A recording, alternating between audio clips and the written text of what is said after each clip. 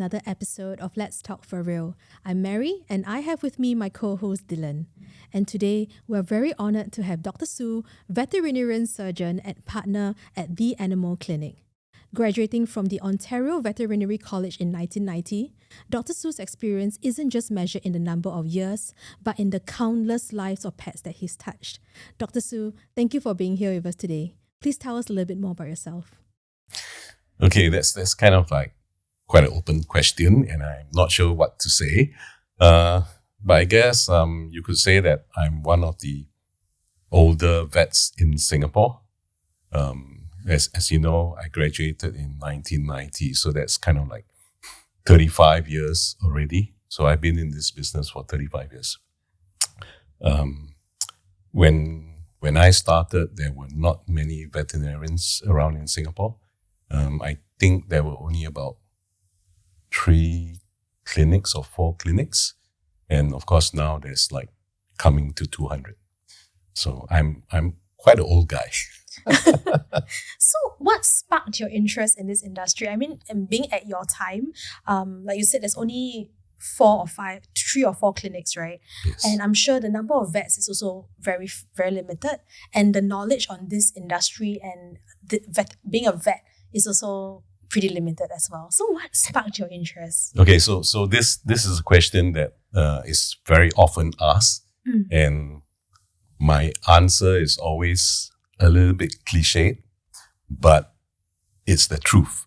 So basically, I was always interested in becoming a vet, and it goes all the way back to, I think I was actually 4 years old.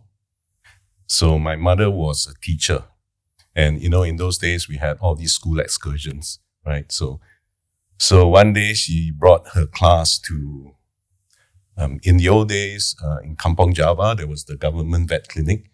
I think it may have been the only vet clinic in those days. So they did an excursion there, and she brought me along. So I was always interested in animals, even as 2, 3 years old. And suddenly it was like, oh wow, okay, there's actually something that you can do, like a job that you can work with animals. Okay, so from kind of that age, I kind of, that was what I wanted to do. Okay, kind of cliche, everybody says you don't really know what you want, and it's all those little ideas that you have in your mind that this is what you want to be when you grow up. But yeah, that's what it was. So the idea was actually planted a long time ago. Also, there used to be government vets Yes. last time. So a little bit of history. The only vet clinic, at least for small animals, was set up by the government services in those days. In those days, it was called the Primary Production Department. So I'm not sure if you know, but Kampong Java Road, where KK Hospital is. Oh, okay. Okay, that's where they used to be, right? So the lab was there, and they had a clinic that was open to the public. I believe it was staffed by British vets initially, and then they also had a couple of Indian graduates that were working there. Oh, that's interesting. Yeah. So So they were the first, and then after that, I think there were 1 or 2 private practices coming up. Okay, that's interesting. I didn't know there used to be a government vet. Yeah. So they were there until, even the 90s. And then there were more and more clinics. So they decided, okay, the private sector is doing it well, so let's let them do it. Yeah. So, back to yourself. Do you have any pets? I have a lot of pets. I do have many pets. I keep all kinds of stuff. Currently, I don't have a dog. Most vets will have dogs or a cat. Okay, but my last dog passed away in 2023, I think. Okay, Well, yeah. So since then, I'm not looking for one. Okay, so all the dogs that I've had, they have come to me. Like I've never actually bought a dog. Oh. So So my first dog was actually given to me by somebody else because he had too many ticks. Oh. So I took it over. And then after that, it was puppies from clients, from friends, adopted from the SPCA. So that kind of stuff. So I've never actually gone to look for a dog. So I kind of believe that if the pet is for you, they will find you. Okay. And usually that's the best. Yeah. That's a very nice way to put it, that what will be in that sense, correct. right? Yeah. So do you have any particular breeds or species that you favor? Not in general. I kind of like everything. I guess if you had to say that a particular breed, then I'm a little bit partial to rough collies. You know, the old days, Lassie and all that. And actually my first dog was a rough collie.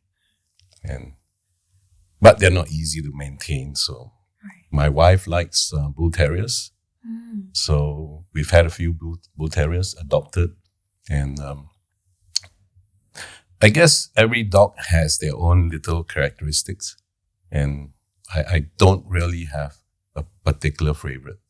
Usually it's more of the individual character of the dog, right, rather than the actual breed itself. Okay, and what kind of characters do you like? I guess to me, they're companions. So friendly, at the same time, not overly friendly that they go off with anybody, that kind of stuff. Kind of like a family type dog where the companions, but at the same time, they are still independent and maybe a little bit protective of your own property. I don't think I have a dog. Okay, I don't think my dog will do that because I find that my dog is over friendly. That is the reason why every time I bring my dog down, right, I very worry that he will just go with somebody else. Correct. Yeah. In fact, I think that was probably what happened to my first dog. Oh, yeah, he left your house. Yeah, he was actually a dog that was found, and then a friend adopted him. And then when he had too many ticks and they couldn't handle it, then I took it over because it was a rough collie, of course. But with this dog, if you had the gate open, he's out, right? He's gone roaming and stuff like that. And he's super friendly. He loves cars. So all you have to do is open the car door and he pops in. Yeah. So one day, I think somebody forgot to close the door and he went out and we couldn't find him after that. Yeah. So too friendly. Not too nice in that sense. Yeah. I do agree. Because whenever there's stranger pass my, those parcel men, so my dog will not, but he will tend to stick the head out of the gate and look at and shake the tail, Yep. Yeah. My dogs are the opposite. They are very unfriendly. Yeah. So the good thing is that they won't go away with anyone. Correct. But it's harder to make friends. Exactly. Yeah. So you want something that's in between. Yeah. Right? Friendly, but still staying with you, and then a little bit like with your own property in your own area, they do have a sense of boundary. Yeah. Right. So I had a border collie that was kind of like that. If you were at the gate, he would actually bark, and he actually nipped the postman once because he came too near. Oh. But if you come into the house, he's fine. So out of the house, you're a stranger. In the house, you're a guest. It's a boundary, right? Right. So if you're coming into his property, then he's a little bit on guard. But once you're in, you're a friend. Oh, they're very smart. Yeah, too smart sometimes. Right. So, Dr. Hsu, do you have any special area of interest? Okay, I guess when we talk about area of interest, there are usually two, in the profession, there's two ways of doing it, right? So one is by discipline, that means medicine, surgery, that kind of stuff. And then the other way is the type of animal. So actually I have two areas of interest. One is surgery. So in my clinic, I'm basically the chief surgeon or head surgeon, and I like to do surgery. So I do all kinds of more complex surgeries that the other vets don't want to do. Then in terms of the species, I do have a special interest in avians, like birds, and also all kinds of exotic species. So I see a lot of rabbits, chinchillas nowadays, sometimes the hamsters, all the small pets, and a few other things once in a while. Would these exotic animals actually be harder to treat or figure out what's going on with them rather than dogs and cats, because they are so small, right? And anything, the slight difference could make a very big difference to them as compared to a slightly bigger animal. I guess yes. And there are a few reasons for that.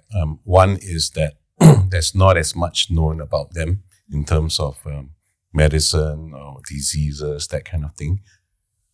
All this is, of course, evolving and changing as people start treating them and trying to figure out what diseases they have. So that's one. We don't know as much about them as dogs and cats, just like we don't know as much detail about dog and cat diseases as compared to human diseases, right? So that's one thing. Second thing is that a lot of the non-traditional exotic species will tend to hide their symptoms. So very often we get owners who see something and then it's actually been going on for a little while. And of course, trying to diagnose it properly can be very difficult. So if you have a small bird, it's going to be very, very difficult to actually collect enough blood to run blood samples. Right? Okay, and so this is a question that we ask all the vets that come on here is, if your niece or your family member brought back a new pet today, what are the 3 most important things that you would tell them as a new pet owner? Okay, that's quite open because you say pet, and when you say pet to me, it can be a bird, it can be a dog, it can be a chinchilla. So let's talk about dogs and cats. Okay, so the main things that I want to know is like, has he been vaccinated, right? Has he been dewormed? Of course, nowadays it's a lot easier because if you get it from a pet shop, they are actually mandated by law that to have at least 2 vaccinations and deworming. So we don't see a lot of all those diseases that we used to see in the past, right? We used to get dogs and cats that were not vaccinated being sold in the shops, and the owners will buy them, then they'll fall sick of parvovirus, for example. We almost never see parvovirus anymore, right? So that's important, that they've been vaccinated, dewormed. And of course, I assume they've been through some kind of a health check. If not, then I'll probably have to do it. Yeah. Would you say it's very important that when a pet parent purchases a pet, to definitely first bring them for a health check? I think if you get them from a shop nowadays, most of the time they've already had some check. But it's a good thing to bring it to your own vet, so you have like a independent check as well, because a lot of the shops will have their own vets to check on them before the sale. And we are supposed to be independent, but I guess there may be some biases here and there, right? So it's always a good idea, and that also helps to establish a relationship with your regular vet, right? So they know, oh, this is a new member of the family, and make sure that he's had all his shots and what is he due for next, and then they can talk a little bit about the specific problems with that breed, for example. Yeah, so it's a good idea always. Yeah. So can you share with us a little bit more about the state of pet care when you first started? I guess the biggest difference, we are mostly talking about dog and cat because in Singapore that's the main area. I guess the main difference that you will see, there's a few interesting things, but the big social difference that you'll see is that nowadays a lot of your dogs and cats are actually child substitutes. All right. You have couples who maybe don't have a kid or don't have a kid yet, but they have a dog or a cat. And to them, that's their child. This podcast is proudly sponsored by Hill's Prescription Diet. Does your pet experience food sensitivities and fat sensitivities? ZD Low Fat is specially formulated with hydrolyzed soy protein and low fat levels to help avoid adverse food reactions and promote healthy skin in dogs with food and fat sensitivities. The Active Biome Plus ingredient technology is clinically shown to rapidly activate the gut microbiome to support digestive health and well-being. Enjoy the benefits of healthy gut and healthy skin for dogs with food and fat sensitivities with Hill's Prescription Diet ZD Low Fat. Yes, that's all that benefit in one food. Visit your vet to learn more about how it can improve your pet's well-being. Okay. In the older days when we first started, I would say there was some of this going on, but most of the pets were like guard dogs, for example, right? Or if it was a pet, it was still a dog, but not a baby. So I think that shift is quite apparent nowadays. Okay?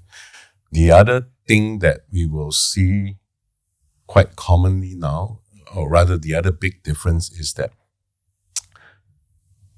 overall, the dogs and cats are a lot, how should I say, cleaner. They are better taken care of, partially because of the drugs that we have available now. And just to give you an example, when I first started, if you were a dog owner, you knew what a tick was, and you almost always would have encountered ticks, right? The dog owners are always bringing their dogs with ticks, and then they're pulling out ticks every week when they're bathing them. We sell a lot of tick products to wash, tick washers, tick shampoos, right? Nowadays, you hardly see a dog with a tick, right? I have owners, this has actually happened. I've had owners calling up in the middle of the night, midnight. Why? Because they've just found a tick on their dog. And they've had this dog for 5 years. Right. They've never seen a tick, and they are panicking, right? So in the old days, a tick, they just pull it off and that's it, right? They know how to deal with it. Nowadays, no, we don't see them. Right. And one of the big reasons is that we've had very, very good tick control products that last a bit longer in the environment on the dog itself. So the ticks don't have a chance to reproduce. Okay. So it's amazing. I did remember, like kind of something, when I was a kid, I lived in a kampong. Yeah. So, just now I did mention about guard dog. I have a lot of guard dog. Yes. Then the tick and flick, what my parents do is they dig the bygone spray Yeah. to spray. So On the dog? Yes. Oh. So sometimes when the dog falls sick, right, we don't give them medication or see a vet. The dog will just go and find those glasses and eat. They vomit out. Then all of a sudden they're okay and they run around already. It's really different. It's very different. Yeah. So the whole thing about keeping pets and keeping a dog, for example, is totally different. Yeah, it's the very whole mindset is different, right? Yeah. Environment is so clean nowadays. We attend all these seminars and conferences, and the speakers will talk about parasite control. Say, you need to deworm your dog every month, at the most every 2 months, even if they're indoors. Okay. Personally, in Singapore, I don't bother. Right, our environment is so clean; it's so difficult to find intestinal worms nowadays. Right, it's different if you're staying across the border, right? Either north or south. You have to deworm every month because you will get it. Right, so it's a whole different thing. The whole environment has changed. Yeah. So, like with children, right? I always hear my mom last time tell me in Hokkien, "Last sam jia, last sam dua." So, your immunity builds up when you eat a bit more dirty and all those. Right. So, when it comes to with dogs and cats, like pets, do you also see this issue now that because it's so clean that their immunity is maybe not as good as they used to be? Like you mentioned just now, Dylan, you were saying if they vomit, they don't feel well, they eat some grass, they vomit, they're fine already. They're fine. Yeah. I actually haven't thought about that, and now that you mention it, I don't really think it's very apparent. I mean, no matter what I know what you're talking about. Like, it's the same thing when I tell people, okay, when we were kids, we were playing in the mud, and that's why I think we don't fall sick so easily. You know, that's what we always say. And then the kids nowadays, their environment is so clean, and, they'll come down with flu very fast, right? So I'm not very sure, but I mean, if you think about it, your dogs are not wearing shoes. You know, they're when you go out for a walk, they're running outside. You know, basically barefooted, and they are playing around in the earth or mud. It's kind of like what we used to do as a kids in the old days in the kampongs, right? Right. So I haven't seen a big difference, I would say. Right. I mean, we always say skin problems are, maybe it's more now, but I don't think so. We used to see a lot of skin problems even in the old days, right? So I don't really think along those lines. Maybe diarrheas, it's much cleaner nowadays. Yeah. What they're eating is much cleaner. So maybe they don't get diarrheas as much in the old days. But we still used to see them too, so it's hard to say. Okay. So, what are some of the most significant challenges that vets face back then in terms of diagnostics, treatments, or even client education? Wow, that's everything. Well, things have changed a lot for sure, and I think a slight difference when we're talking about diagnostics, there's a lot more that we know nowadays, and there's a lot more that we can do to find out what's wrong with your dog or your cat. But for example, just talk about x-rays, right? In the old days, only the 2 or 3 major clinics would have an x-ray machine, right? And we had to do it the old way. We had to dip it like the old processing film in the old days. Nowadays, pretty much every clinic has an x-ray machine. It's all digital. You get the results really quick, The image that you can get on your x-ray machine now is so much clearer. It's so much easier to diagnose something. So diagnostics was a little bit harder. When we wanted to run some blood tests, we had to collect the blood and send it off to the government lab in those days, and then you get all the human labs, and then you get your results back the earliest the next day. So nowadays, every clinic has your in-house laboratory. So we collect blood, we run it, we know the results in 20 minutes, half an hour. So we can start treatment a lot faster. Right? These kind of things, I guess. But at the same time, we know a lot more. We can theoretically diagnose a lot more. But all those things come with a cost as well, right? You need your fancy X-ray machines. You need your blood test machines. You need a lot of stuff to do all that. Yeah. So, in terms of like client educations, would you say clients are a lot more in the know nowadays? I think one of the things that has changed a lot for the client as well as the vets is the easy availability of information, right? All you have to do is Google, right? And you get some kind of an answer. It may not be the correct answer, but at least you know a little bit more. And if you talk about pet care in general, okay, dogs and cats, pretty standard already. But let's say you're keeping a parrot, and you want to know how to take better care of it. In the old days, you have to go to the library, find a book about parrots, and that talks about your particular species of parrot, and read up. And maybe that's a general book. So and Singapore never used to have a lot of these pet books or specific books. So it was very hard to find information. But nowadays, just go to your website, Google for your species, all the information comes out. And then you have to sift through the information to find out what's relevant and what's bullshit, basically. Yeah. But I would say it makes it a lot easier for the pet parents. Okay? Sometimes it makes it a lot more difficult for the vets because sometimes they actually tend to know a little bit more than you. Yeah. Especially when you talk about very breed-specific issues, right? That it's not as bad in dogs and cats. Most vets are quite up to date. But for example, if you see reptiles, okay, not so much in Singapore because we're not supposed to keep them, but overseas, my classmates and colleagues face this problem. The client may bring in a particular species of lizard.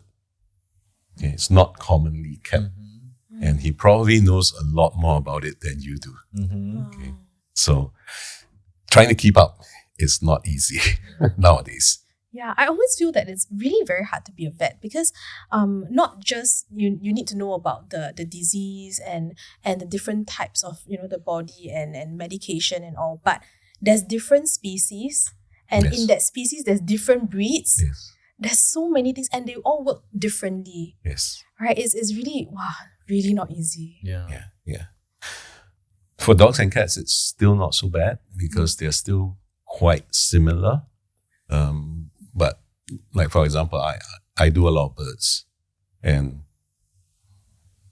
I would say with my interest in birds, I know a little bit more. Of course, I'm not one of the top experts or whatever it is. People always say, oh, you're the bird specialist, but I'm not.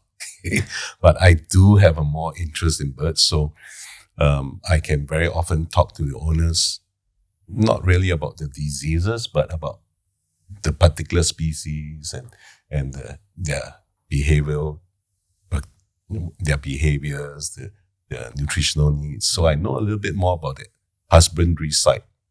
And sometimes that's what you need, because a lot of these non-traditional species, a lot of problems comes from husbandry, not feeding the right diet, not having the right environment for them, temperature-wise or humidity-wise, sunlight. But in the past, right, for those pet dog, let's assume dog that is fall sick, do you have prescription diet at that point of time, or just feeding the raw food? Oh, in those days, there was already prescription diet. Really have prescription diet? Yeah. So Hughes had the prescription diets. Okay. When I was in school, they already had prescription diets. Now, of course, the main one was KD. I think that was one of the first, right? So renal diets were one of the first diets because it was very, very common disease. And they had already researched a lot into the pathophysiology of renal disease. So they know a lot about it. So they were teaching us about renal diets in school. So that's a long time ago. Oh, okay. Of course, now there's a whole lot more. Yes, now I think it's they more are refined. complete range really. But is it very difficult to convince the pet parent at that time, to feed on prescription diet? Well, yes. One is because it's much more expensive, right? And the second thing is maybe more now, maybe more in those days, because in those days, a lot of your dogs were fed rice with whatever, right? And suddenly you want to switch them to a pelleted diet or kibble or canned diet even. Okay, canned diets were a little bit more acceptable, but they were like, wow, it's so expensive. And then it's like, it doesn't look nice. I need to add some rice to it, right? Okay, we are Chinese, so we must add rice, right? Not only the human like rice, correct. even the pets also like rice. Correct. So it was not so easy to convince them, right? And then even if you could convince them, they drop off. They had to convince the dog to eat it. Oh, yeah. So maybe you throw in some rice, or if they take renal diet, for example, then they say, oh, can I add some chicken? Say, well, if you do that, then you might as well just feed them chicken, right? It doesn't matter. You messed up your protein So content. it's more like an education issue. Yeah. Well, it's education in a sense because the mentality was like that. And the other way of looking at it is that you can still convince them because it's a matter of life and death when we talk about renal diets, right? The only problem is convincing the animal. So it's the same problem nowadays. Yeah. Right. So nowadays we have it a little bit different. We're not feeding the rice and the meat, but there's a lot of people who like to cook for their dog. Yeah. Or buy raw diets Yeah. or prepared diets. Yeah. So it's not a kibble form. And one of the problems that we face nowadays is if your dog has been eating home cooked food, even though it's properly prepared with the right nutrients and all that, it's not easy to convince them to eat a canned diet or a kibble. Okay. So they might eat it in the clinic after we've treated them for a little while. They're a bit hungry. In the clinic, they'll eat it.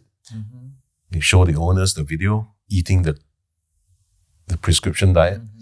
But once they go home, nope, I'm not eating that stuff. So that means that the owner fault. They changed the habit.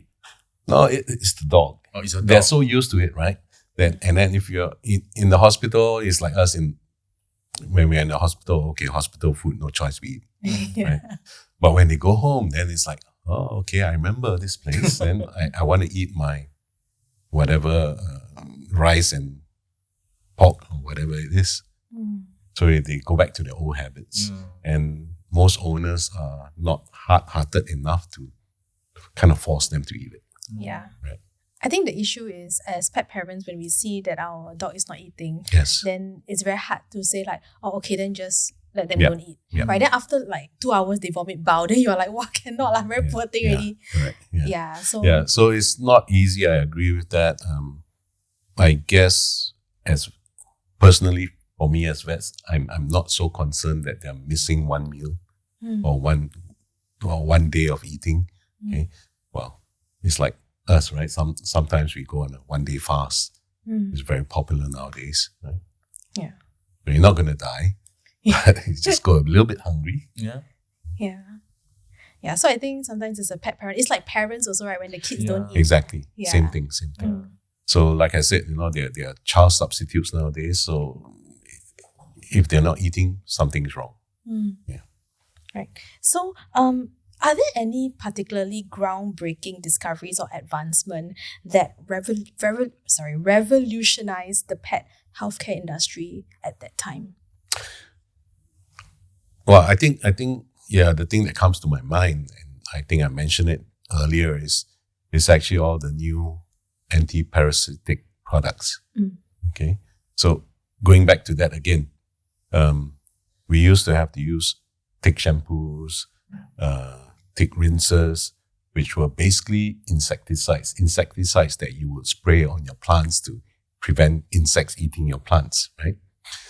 They were a little bit toxic, so you sometimes get toxic reactions. They don't last very long. So you shampoo your dog today, okay, the ticks die.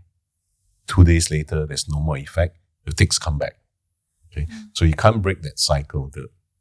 Basically, the tick has time to reproduce to the next generation. Then slowly we started getting products like Frontline, which is fipronil, which is a longer acting product that helped to break some of that cycle. Okay, because they keep killing the ticks for a week or so. Right? Then the ticks don't have a chance to reproduce. Okay? So same thing. Then we had the newer oral products which actually kills ticks, heartworm, everything, right? So with the drop-off in ticks, we actually don't see tick fevers very commonly anymore. Tick fevers used to be a big killer of dogs. You had a dog with ticks and they'll come down with this disease and it's very hard to cure them, right?